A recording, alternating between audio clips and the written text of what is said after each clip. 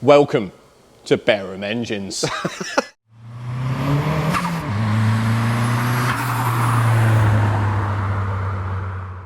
we've got Mr. Mikey Dove here. This is Paul's little big brother. Yeah, little big brother who's actually taller. It's great. And although he's been over before, he's going to give us his second verdict on the Beamer. Now he's seen the front end with all the bits and bobs off. What do you reckon, Mikey?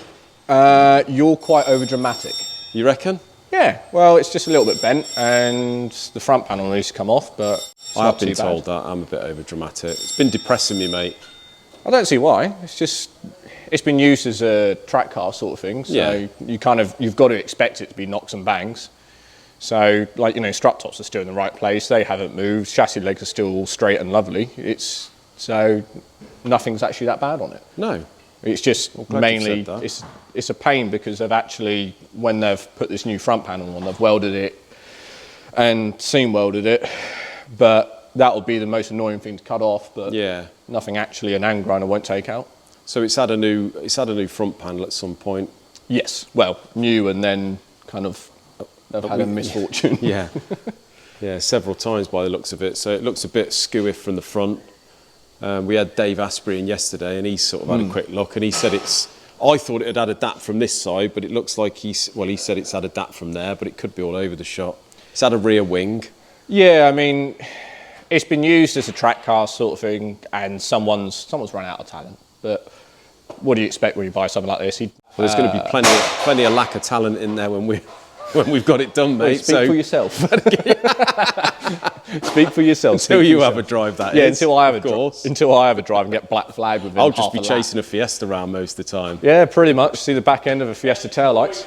All right, Always mate. chasing, always chasing. But yeah, no, it'll be fine. We're planning to put some bracing in between the strut top and the inner wing, and we're looking at bracing for basically the rear subframe, which I know there's plenty of kits out there, so. Yeah. The thing is, if it was a full-blown race car, it would be really nice to get this acid dipped and all the rest of it and restarted from fresh, because I know, like I've said to you, the world on the roll cage isn't amazing, but this is a bit of fun, and you have to... It is really, yeah. You have to rein in the actual budget at some point and rein in the fact that this isn't... And to be honest, as much as I want it, you know, it's got to be structurally sound and it's got to do the job on that.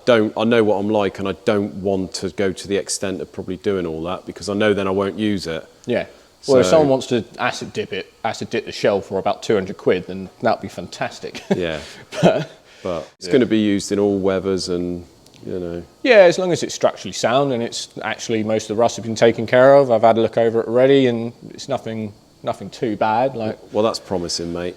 I'm used to rusty Nissans, so yeah. I mean, it could be a hell of a lot worse in all fairness.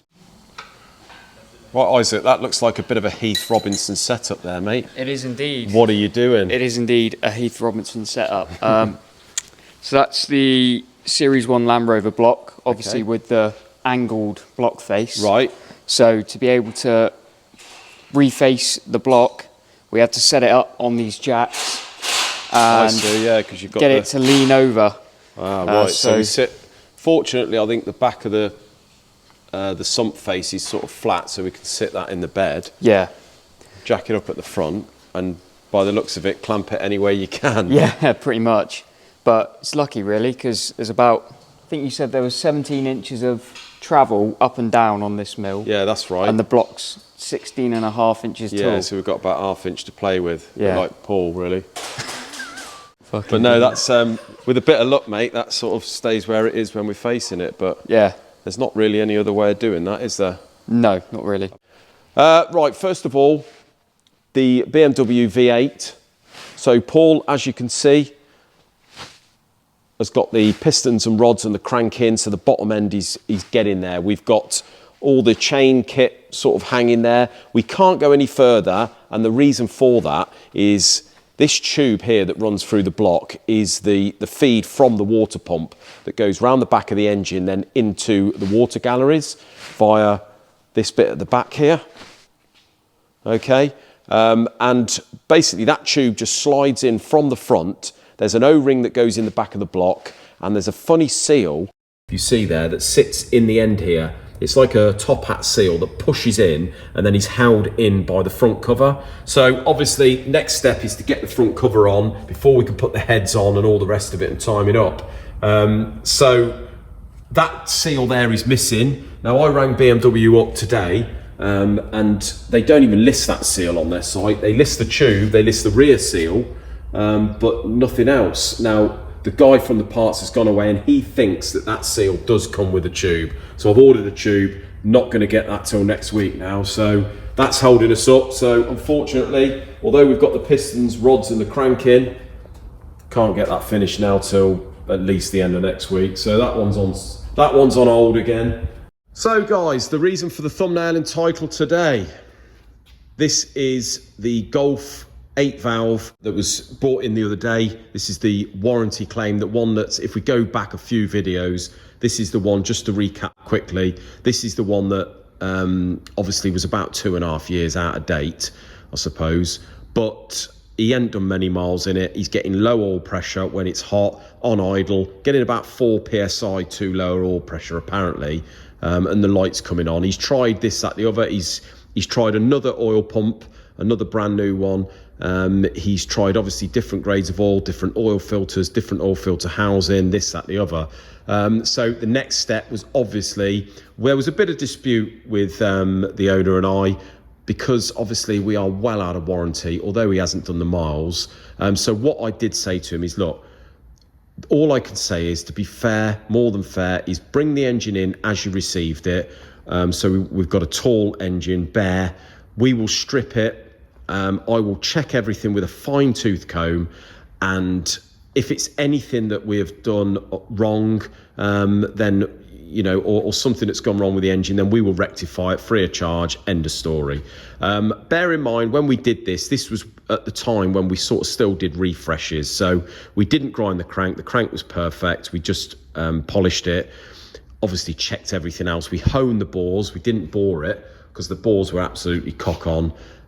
We've gone through the head and just replaced the rings and all the gaskets and what have you, new oil pump, bits like that. So obviously that's not what we would do now, but that's what we did back then, so we sort of have to honour that.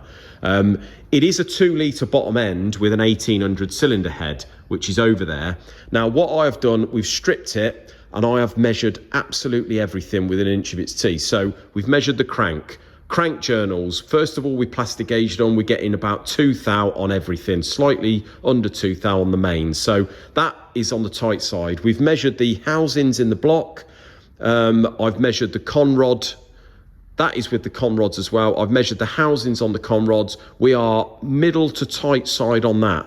The journals on the crank, we are on the big ends, we are middle of the tolerance. We've got about 1/2 thou tolerance on that journal. About middle there, we're on top limit on there.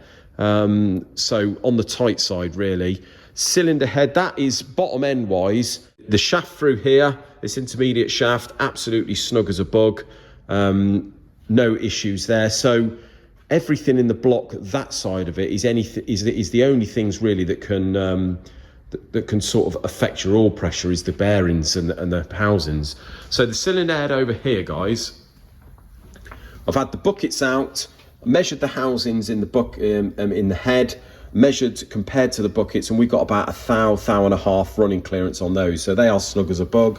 I've measured the housings for the camshaft compared to the journal sizes, about the same, about 1 thou and a half, so no issues there. On this, we've checked the gasket. We're running an 1800 head gasket because it's an 1800 head, and the 1800 bolts. The 1800 head bolts compared to the 2 litre are still M11. They're just a bit longer on the 2 litre, but obviously with the 2 litre head.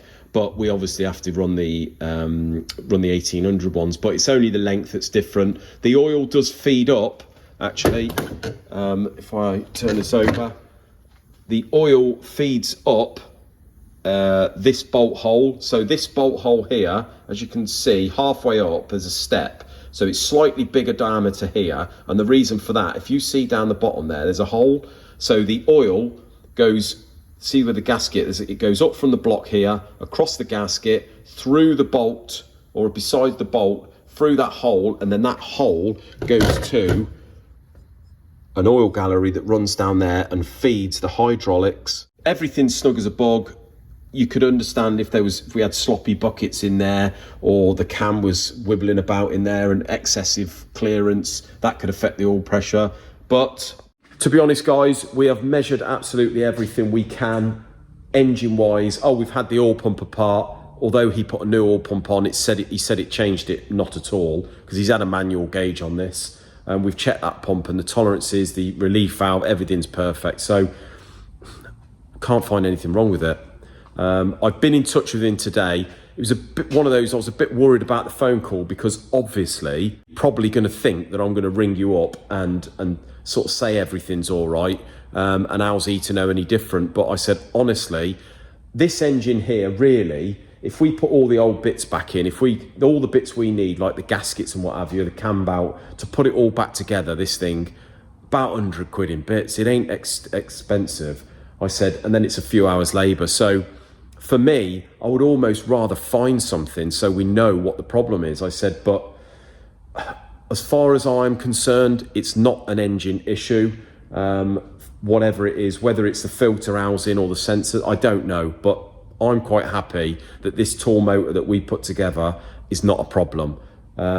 He was actually really nice on the phone. I said, you're more than welcome to come in. I can run you through it myself, show you all the measurements compared to what the book says, or you can get someone in that knows what they're doing, or an engineer, and they can come in and check everything while it's apart. It's entirely up to you.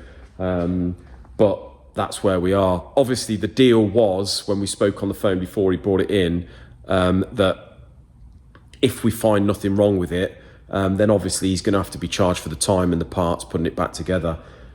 So that's where we are. He was really nice about it. He said he's going to have a think about it over the weekend, whether he wants to spend the money on putting it back together, because obviously the way he's looking at it, we could put it all back together now. It's going to cost him a few hundred quid and we could be back to square one. But from our point of view, we would really like him to sort the car out. Obviously, we don't like things to go like this, but that's, we've sort of, all we're doing is eliminating the bit that we've done as a company. So if I can help him in any other way, then I will. But at the moment, we're just trying to eliminate the bit that we've done. And I don't believe that there's anything wrong with it at all. So that's where we are with it, guys. We're not going to know any more until next week, until he's been in, but we will sort of update you on that. So what's the plan on the rear then? Because like Dave said, it's had a new wing and that, but that don't really matter, does it? No, well, you want to go M3, don't you? Yeah. So basically, fire the rear fenders and that on. We'll take the back panel off. Fire the rear fenders on, or arches, depending where you're from. Yeah. And we'll probably put them on with Cleco, so it can at least just be held with, so you can actually use just small screws, small drill bits. So what's that, a bond? It's like no. Clecos are basically, that's the best way to describe it. It's to hold the panel on. So when you temporarily hold panels on, you'll see them in Days of Thunder when they're offering body panels up, and they're like this big. Yeah. And that's what a Cleco is. Oh, okay. So basically, they hold the panel on, but only temporarily. Yeah. So you put like a 3mm drill bit through the arch, and then it just is held there. So if you want to pop rivet afterwards, you can do, but you can get an idea of where it is without punching like a 5mm hole in the shell. Oh, okay. So we'll put the arches on, make sure everything's actually kosher, because I know you want to go E30 rear panel. Yeah, that's right, yeah. So we'll basically offer the whole up to kind of have a look. Yeah. I know the body kit you've ordered comes with inner arches, but obviously I don't know how far that goes in. No, well I suppose that is all, the inner arches, I suppose, are fiberglass as well, but we're keeping the existing wings on, aren't we? Yes, so, but also and all that is going to be like. a bit, it's not going to be like an original in there, is it? No. Unfortunately, it's fiberglass, and if you, for whatever reason, delaminate a tyre, it's going to break. Yeah. And that's the long and short of it. But yeah, I don't see any issue with it. Like, some of the welding is questionable, but at the same time, this was built as a bit of fun, and this was built by, a couple of guys in a shed sort of thing. Yeah, and I expect it's just been patched up and, hammered together along the way, innit? But but at the end of the day, it's fun. This is meant to be a fun car. Like, this is what you're going to use it for, so. I'm sure it'll be fine when you finish with it. Look forward to it. Yeah, it'll be a good laugh. It's coming to me in a couple of weeks, isn't it? Yeah. So there we go, guys. Thanks a lot, Mikey, for coming down. Mikey is obviously having this car in a couple of weeks. to get in amongst doing the bodywork. Mikey's been involved in doing, he's done plenty of work on race cars and track cars and road cars. His fabrication work second to none. So I'm more than happy to have Mikey on board getting involved in doing this.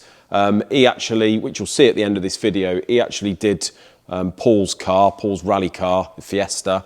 So you'll see that in a minute.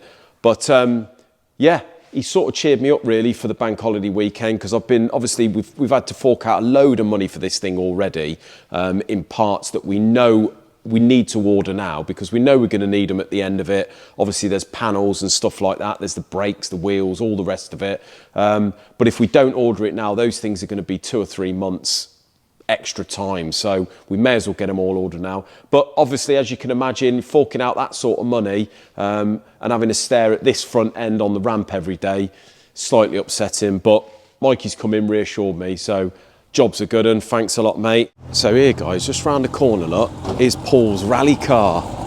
So this is the renowned Fiesta that Paul does his rallying in. Spent a lot of time and effort on this car. We keep winding each other up, so when we got the E30 done, oh, hello, when we got the E30 done, he reckons all I'm going to be seeing is the lights at the back. Very nice. What do you reckon, Isaac? Not too bad. Well, thanks ever so much for watching, guys. Have a lovely Easter break. We will still be putting out a video on Monday. I've got plenty of content. Got a good one for you Monday, so stay tuned. But yeah, we'll see you then. Take care, guys.